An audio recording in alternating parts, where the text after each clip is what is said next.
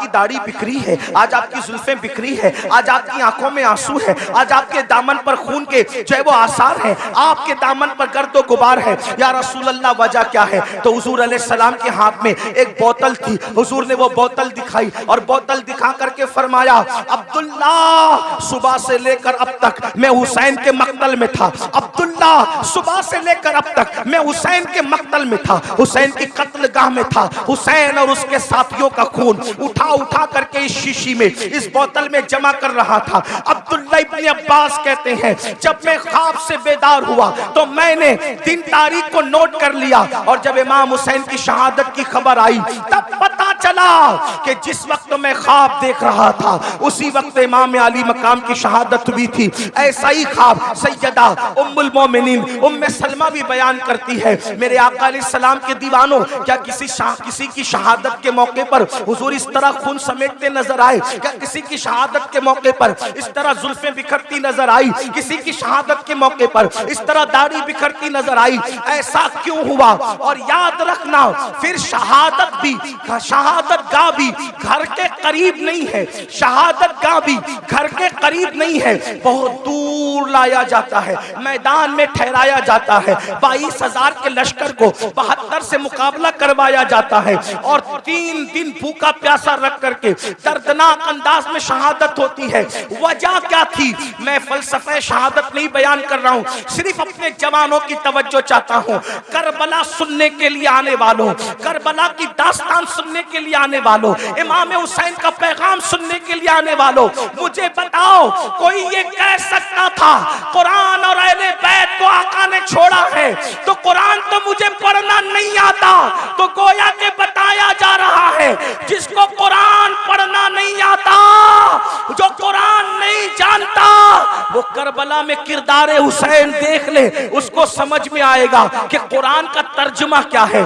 कुरान ताकों में रखा जाता है, हुसैन को कंधों पे बिठाया जाता है, कुरान नमाज में पढ़ा जाता है, लेकिन हुसैन के लिए सजदे तवील कर दिए जाते हैं। कुरान मिंबर पर से उसका पैगाम पहुंचाया जाता है, हुसैन के लिए मिंबर छोड़ के जमीन पे आया जाता है, कुरान को सीने से लगाया जाता है, हुसैन को जबान चुसाया जाता है, गोया के कुरान को जबान पे रखा जाता है और जबान पर हुसैन को रखा जाता है। अंदाजा तो फरमाए किस तरीके से खूबसूरत अंदाज है। अल्लाह अकबर, जिस सीने में कुरान आ जाए वो सीना रोशन हो जाता है। और अल्लामा अब्दुल रहमान जामी लिखते हैं, हुसैन पाक इतने खूबसूरत थे कि रात के अंधेरे में जब गलियों में चलते थे तो चेहरे से ऐसी रोशनी निकलती थी कि उस रोशनी में लोग सफर तय करते हुए नजर आया करते थे।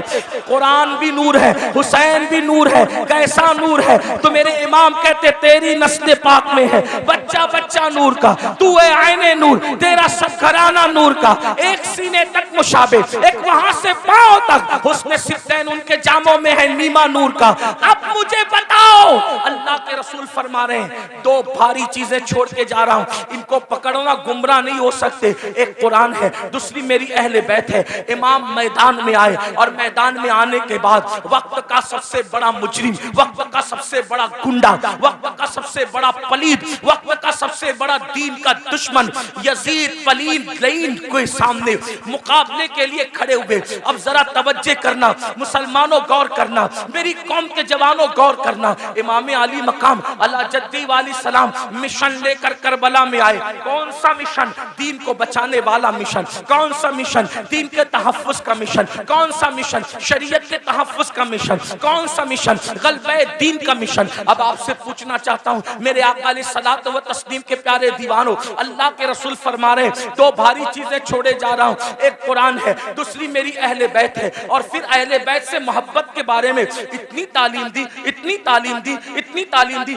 फरमाया उज़क्किरुकुमुल्लाह फी अहली बैती, उज़क्किरुकुमुल्लाह फी अहली बैती। ऐ लोगों, मेरी अहले बैत के बारे में अल्लाह से डरते रहना, मेरी अहले बैत के बारे में अल्लाह से डरते रहना। अपनी गोद में अहले बैत को बिठाकर फरमाया, लोगों, मैं अपनी अहले बैत तुमको बतौर अमानत सौंप करके जा रहा हूं, मेरे बाद मेरी अहले बैत के साथ तुम क्या सुलूक करोगे ये मैं देखूंगा। मेरे बाद मेरी अहले बैत के बारे में मेरे नायब बनना, जैसे मैं अहले बैत से मोहब्बत करता हूँ, तुम भी अहले बैत से मोहब्बत करना। अब आपसे पूछना चाहता हूँ, मोहब्बत अहले बैत की दावत इतनी ज्यादा क्यों दी गई? बल्कि यहाँ तक फरमाया खास तौर पे अहले बैत में इमाम हुसैन के बारे में, हुसैन व मिन्नी व आना मिनल हुसैन, हुसैन मुझसे है, मैं हुसैन से हूँ, हुसैन मेरा है, मैं हुसैन का हूँ। और फिर क्या फरमाया, अहब्बल्लाहु मन अहब्बा हुसैना, कि जो मेरे हुसैन से मोहब्बत करेगा अल्लाह उससे मोहब्बत करेगा। यानी अल्लाह का महबूब बनना है तो मेरे हुसैन से मोहब्बत करो। अब आपसे पूछना चाहता हूँ, अहले बैत से मोहब्बत करने वालों, अहले बैत से प्यार करने वालों,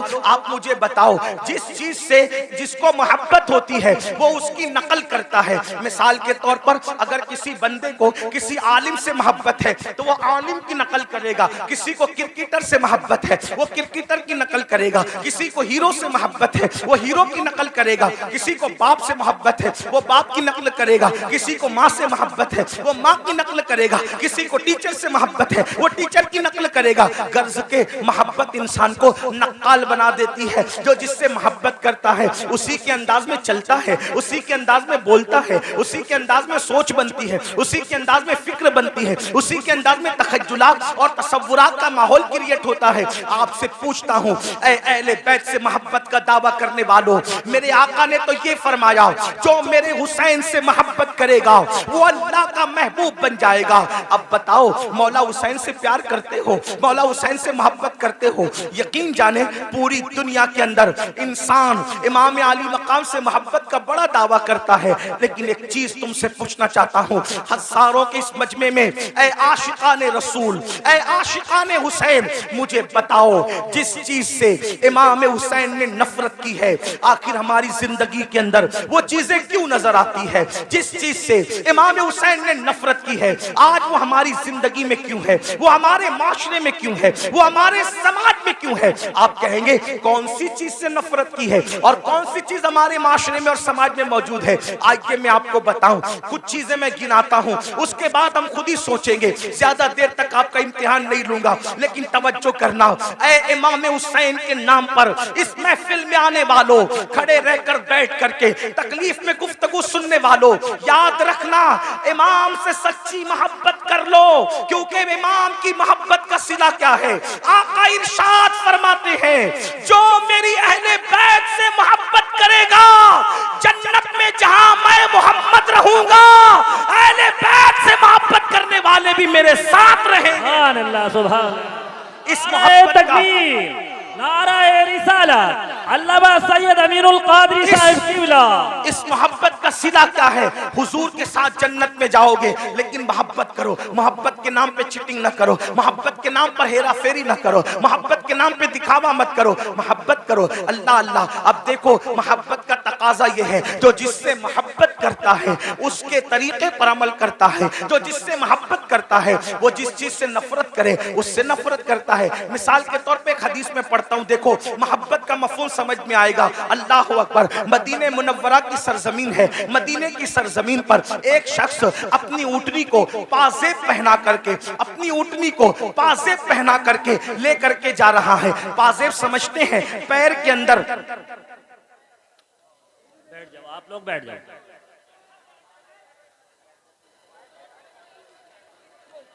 पैर के अंदर जो घुंघरू बांधे जाते हैं उसको पाजेब कहते हैं।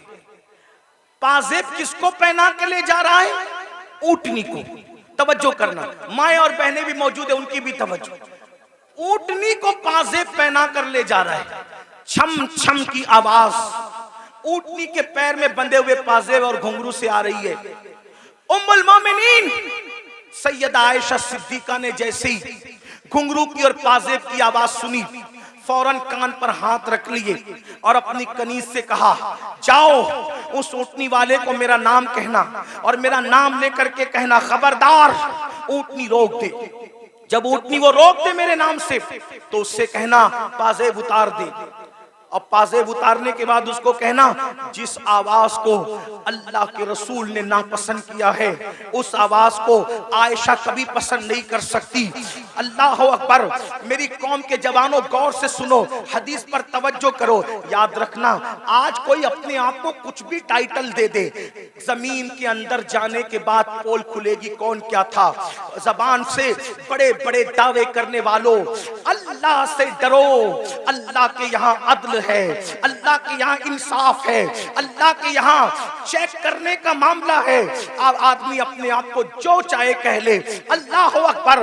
ऊंट के पैर में पाजेब बंधे हैं, उन पाजेब के बारे में उम्मुल मोमिनीन ने कान पर हाथ रख लिया। कनीज जाती है, जा करके उस ऊँटनी वाली से वाले से कहती है, ए ऊँटनी वाले, ए शुतरबान, याद रख उम्मुल मोमिनीन का हुक्म है, ऊँटनी को रोक दे और पाजेब निकाल दे। अम्मा जान का हुक्म कौन टाल सकता था? उसने फौरन ऊँटनी रोक दी। ऊँटनी रोकने के बाद पाजेब निकाल दिए। निकालने के बाद आया उम्मुल मोमिनीन के पास, अम्मा जान आपने पाजेब निकालने का हुक्म दिया। उम्मुल मोमिनीन कहती है, ए शुतरबान, ए ऊँट चराने वाले, जिस आवाज को मेरे महबूब ने नापसंद किया है उस आवाज को मैं कैसे पसंद कर सकती हूँ? जो आवाज मेरे महबूब को तकलीफ पहुंचाती थी उस आवाज को मैं कैसे पसंद कर सकती हूँ? इसलिए पाजेब में घुंघरू न डाल और उसको ऊँट के पैर में न डाल। तो वो कितनी सादगी से कहता है, देखो लोग कितने सादा होते हैं, बड़ी सादगी से कहता है, अम्मा जान ये ऊँटनी तो जानवर है,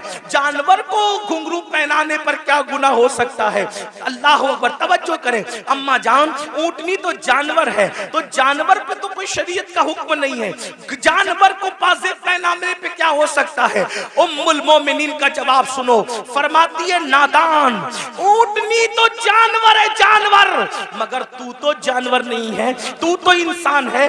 जिस चीज को हमारे महबूब ने नापसंद किया है, मोहब्बत का तकाजा है कि उस चीज को हम भी नापसंद करें। अब आपसे पूछना चाहता हूं, हुसैन के नाम पर बच्चे, जान, माल सब कुर्बान करने की बात करने वाले मेरे जवान, मुझे बता कि यजीद बांसुरी की आवाज सुनता था, यजीद ढोल की आवाज सुनता था।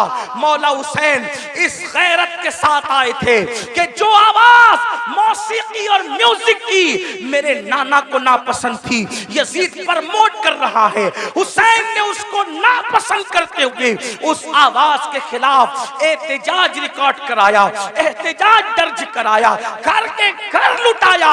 हुसैन पाक से मोहब्बत करने वालों, बताओ ये जो कानों में एयरफोन लगाकर रोजाना गाना सुन रहे हो, कारों में सफर करते हुए जो गाने सुनते हो, और वो भी इतने गंदे गंदे गाने जो इंसान की शहवत को उभारे, जो इंसान को गुनाहों पे उभारे, क्या भूल गए रसूलुल्लाह सल्लल्लाहु अलैहि वसल्लम का फरमान? अल्लाह के रसूल फरमाते हैं, बारिश के बरसने पर जैसे सब्जा पैदा होता है, वैसे म्यूजिक की आवाज की वजह से इंसान के दिल में निफाक पैदा होता है।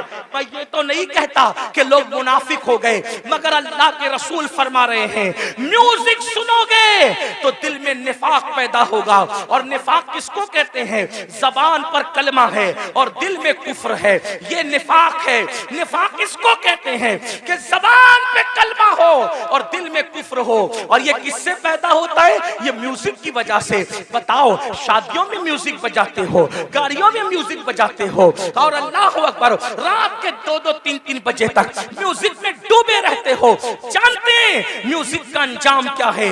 अल्लाह के सच्चे रसूल, तुम्हारे और मेरे आका मुस्तफा जाने रहमत सल्लल्लाहु अलैहि वसल्लम फरमाते हैं, जिसने दुनिया में म्यूजिक की आवाज सुनी होगी, जिसने दुनिया में गानों की आवाज सुनी होगी, क़यामत के दिन उसके कान में शीशा पिघला करके डाला जाएगा। ऐ मेरी कौम के जवानों, अपने घर के गरम किए हुए तेल को अगर कान में डालो और तेल ज्यादा गर्म हो जाए तो आदमी उसको बर्दाश्त नहीं कर पाता। अपने आप पे रहम करो, तुम मुसलमान हो, मुसलमान। नबी ने जो कह दिया वो हक है, नबी ने जो कह दिया वो सच है। जहन्नम की आग से जहन्नम की आग पर पिघलाया हुआ शीशा जब कानों में डाला जाएगा, उस वक्त क्या बनेगा? मुसलमान होना, कलमा पढ़ा हो, कलमा पढ़ा है ना, तो कलमे का तकाजा तो पूरा करो। यजीद और हुसैन में फर्क क्या है? यजीद कलमा पढ़ के कह रहा है सब चलता है, और हुसैन की फिक्र ये है सब नहीं चलेगा, सिर्फ मेरे नाना की शरीयत चलेगी। सुभान अल्लाह, सुभान अल्लाह। अब जाजपुर वालों मुझे बताओ, तुम कौन से मुसलमान बनना चाहते हो? यजीद की फिक्र वाले या इमाम हुसैन की फिक्र वाले? इमाम हुसैन की। यजीद कह रहे कलमा पढ़ो सब चलेगा, हुसैन पाक कहते सब नहीं चलेगा, सिर्फ मेरे नाना की शरीयत चलेगी। बेशक। किसके साथ हो? आज कहते हो अरे सब चलता है, ये तो यजीद की बोली है। जिना करो सब चलता है, यजीद की बोली है। शराब पियो सब चलता है, यजीद की बोली है। मस्जिदें वीरान करो फिर भी जन्नत में जाएंगे, यजीद की बोली है। हुसैन पाक की ये बोली नहीं है। हुसैन पाक कह रहे सिर्फ एक चीज चलती है बस, वो मेरे नाना की शरीयत है, बेशक। मोहम्मदुर रसूलुल्लाह की शरीयत है। आओ, बर्दाश्त नहीं कर सकता कोई भी अल्लाह के अज़ाब। आका फरमाते जहन्नम की आग का बना हुआ शीशा गाना सुनने वालों के कान में डाला जाएगा। और एक बात आपको कहूं, आज पूरी दुनिया में अगर तवज्जो है, आप शोर नहीं कर रहे तो मेरी बात पे तवज्जो, जो शोर कर रहे उन्हें करने दे। मैं तो इतना ही कहूंगा कि इमाम हुसैन की महफिल है, अल्लाह की अता से हुसैन देख रहे हैं, कौन चुप है, कौन सुन रहा है, कौन शोर कर रहा है, बात अपनी अपनी। और उनकी महफिल में आने वालों, नाम हुसैन का मामला ये है, हुसैन पाक का नाम लो तो तकदीरें बदल जाती है। हाँ, ये कोई मुशायरे की महफिल नहीं है मेरे भाई। हाँ, ये कोई ओट और नोट की तकसीम की महफिल नहीं है मेरे भाई। ये मौला हुसैन की महफिल है। जो बादशाह, दुनिया का बादशाह नहीं था, वो बादशाह गर, जिसको प्यार से देख लिया उसको बादशाह बना दिया, जिसको प्यार से देख लिया उसको ताज अता कर दिया। गौर से सुनो, करबला सुनने आए हो। आज पूरी दुनिया में मुसलमानों के घर खतरे में। दिन को घर अच्छा भला नजर आता है, शाम होते होते वही घर जमीन में धंस जाता है, जमीन बोस कर दिया जाता है। लोग कर रहे हैं, अमेरिका में कर रहे हो, कनाडा में कर रहे हो, बर्तानिया में कर रहे हो, हमारे मुल्क में कर रहे हो, जो कर रहे गलत कर रहे।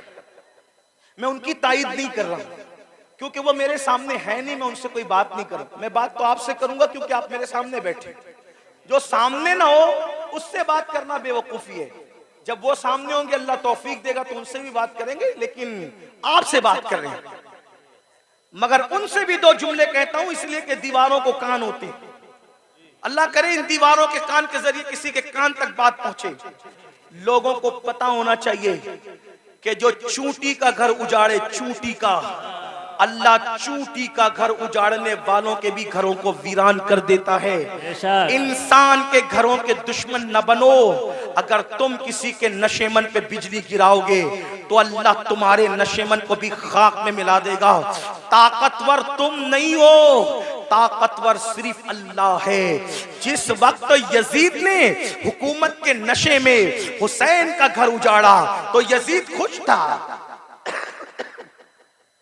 अल्लाहुम्मा सल्ली अला सय्यिदिना व नाराए तकबीर। दुरूद शरीफ पढ़े। अल्लाहुम्मा सल्ली अला सय्यिदिना व मौलाना मुहम्मदिन मादिनिल जूदी वल करम व आलिहि व सहबिहि व बारिक व सल्लिम सलातो व सलामन अलैका या रसूल अल्लाह। तो यजीद खुश था, मैंने हुकूमत के नशे में हुसैन का घर उजाड़ दिया, पूरा घर काट दिया। अब हुसैन की नस्ल नहीं रहेगी, मेरे लिए रास्ता क्लियर हो गया।